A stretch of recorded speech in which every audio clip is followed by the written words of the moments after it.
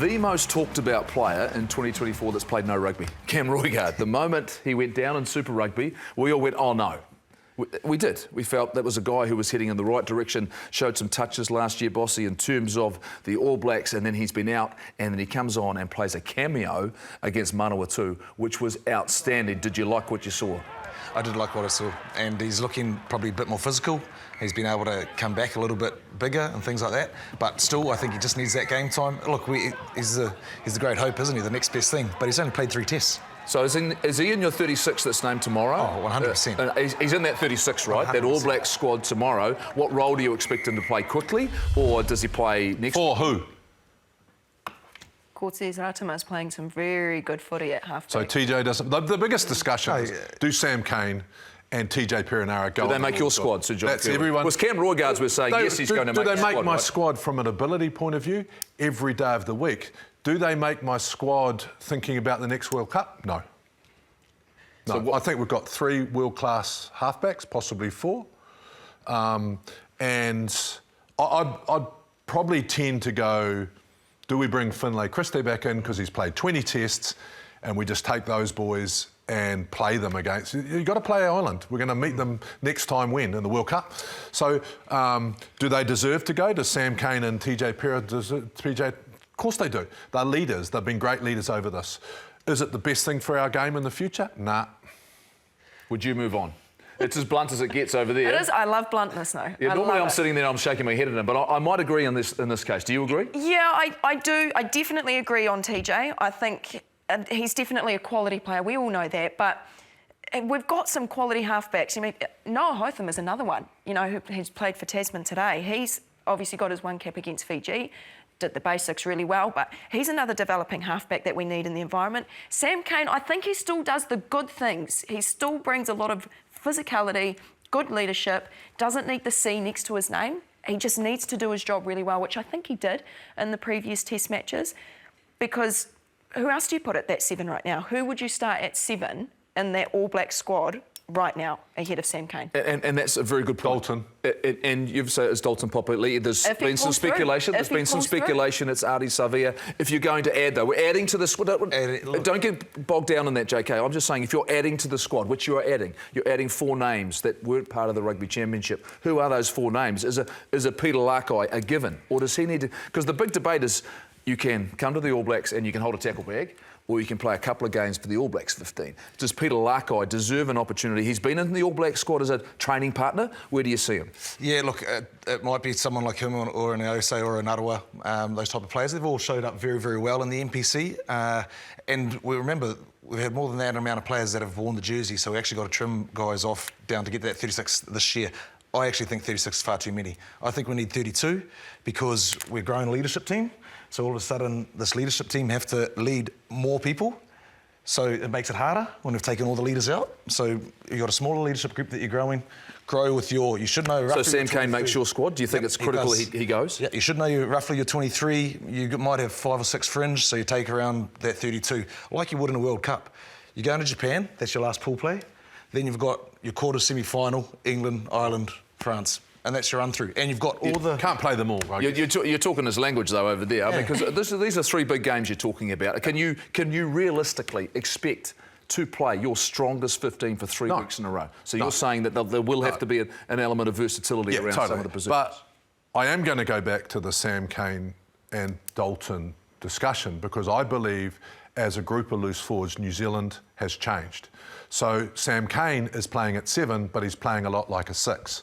That frees Artie up, and then what we do at 6, that person has to work and pretty hard, but Satiti's brought that combination of working hard and carrying the ball. So the 7 is not a traditional 7 anymore. I don't disagree with you, Bossy. I think that possibly Sam Cane's leadership, which he's proven over this championship, would be worthwhile taking and possibly playing him against Ireland. That might be the toughest one you see. But I still think we've got to start blooding some of the future, which for me, the way that Dalton is playing, he's sort of moulding himself on Sam. We haven't actually seen Dalton play in the black jersey for a little bit either, whereas Wallace Atiti, he's come in at the ripe old age of 22 and he's playing extremely maturely, and I think that's something that the All Blacks have done well in that position. for someone like Wallace Atiti. So let's continue growing him. He's not doing at 6 anything. though. At 6, absolutely. Then do we slot in Dalton Papali'i in that 7 and grow his game a little bit more? But where do we slot him in? I will come to Dalton's defence a little bit. He had a huge Super Rugby campaign, you know, and in terms of he looked a little bit jaded.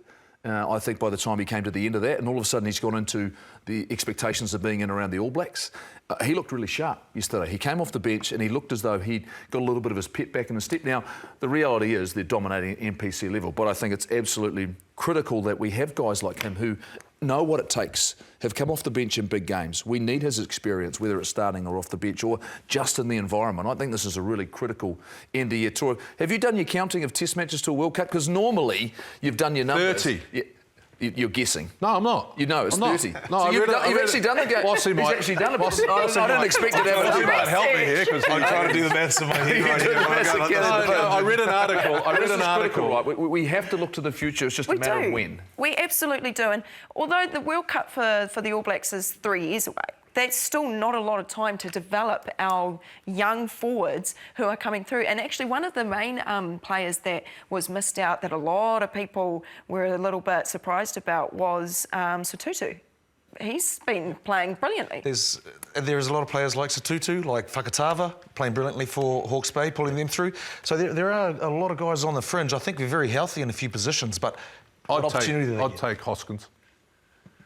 I would too. I'd take Hoskins. You'll take a squad of 40. Yeah, no, I'd take Hoskins. No, I think you know why I'd take you'll Hoskins? take I think he has something that a lot of people don't, and that's X factor. And I think coming off the bench, he can do something. Every single game you watch, even at NPC, he does something special. You've mentioned and you talked about the fact we had another halfback in Falau Fakatava. You mentioned about 6 halfbacks, and they've all had to wait. They've had to wait. No question he changed the game, particularly for the All Blacks, Bossy. Was he the perfect player at the right time with the right skill set for an All Black team who wanted to play? Yeah, I think you're exactly right. Look, at that time he came in, there was a period of change. You know, Marshy, Byron Callagher had gone. We had a couple of real stalwarts of New Zealand rugby, traditionally always running nines, and he was as well when he started. What Smithy said about the work he did on his pass, learning from other nines, he picked up from everywhere around the world what he could do better, and I think he even evolved his game and the speed of play to the end, what he was known for. I think that was a strength of New Zealand rugby. Do you want some bad news, JK? It's because the Blues had a chance to sign Aaron Smith when I was playing coaching at North Harbour, and so we didn't have the resources. We had a couple of halfbacks, and his name came up, and it was a situation we'd love to have him if we could get some support from the Blues. And they had Albie Mathewson, who'd done a really good job for the team. But you're talking about a guy who changed the fortunes of the Highlanders, for example. With him and Ben Smith went down there, leadership, you know, showed great courage, the way that he led that team down there. And people follow. They followed him, right? Yeah. And the fact, so when you look at his career and what he's done, the fact he's still overseas and playing some outstanding rugby, he's been as good as it gets in the jersey. Well, I think for me, if you're a winger, right, what people don't realise, if the halfback picks that ball up, it's costing the winger, right? And when Aaron Smith came along, he just had this off the ground, which gave the first 5 more time and gave your outsides more time. And those split seconds, as the game's got faster, as it's got more defence orientated, and I actually judge everybody on him now. I'm looking at even our current halfbacks, and I'm going, are they getting it off the ground quick enough, and are they getting it to the 10 quick enough? Absolutely. And the fact that Aaron Smith played for such a long time and set that foundation of a great All Black halfback, that's the standard that we're now going to forever look back on, is Aaron Smith's way of playing at halfback. But I like what you said, Bossy, how Smitty said that he's always a student. To me, that just epitomises what it means to want to be in the black jersey. And that's what he portrayed every single time. It didn't matter how many test matches he played, how many minutes or how many tries, the fact that he always wanted to learn just shows how much he loved and cared about being in that black jersey because he wanted to be better. Of the new breed, who's the closest to him? That's a really difficult question. Because that's a hard. You're talking at a level that took a long time, you know, for him to get to. He kept working on the game and developing it. But you know, I look at the. That wasn't my question, as an impact player. Who's close to him? Well, as the game moved on from the way Aaron Smith plays. Who was the sub for him at the World Cup? Was it Finlay Christie? Who was the sub for him? A different type of player, though. We've barely seen him now. So do we now say that Cortez Ratima is that next one coming through? Cortez and Cam Roigard, I think they're both very good distributors now, and they've both worked really hard in the game. Cortez very similar, traditionally very strong. Did you have an answer, JK, or? Yep. course I had an answer.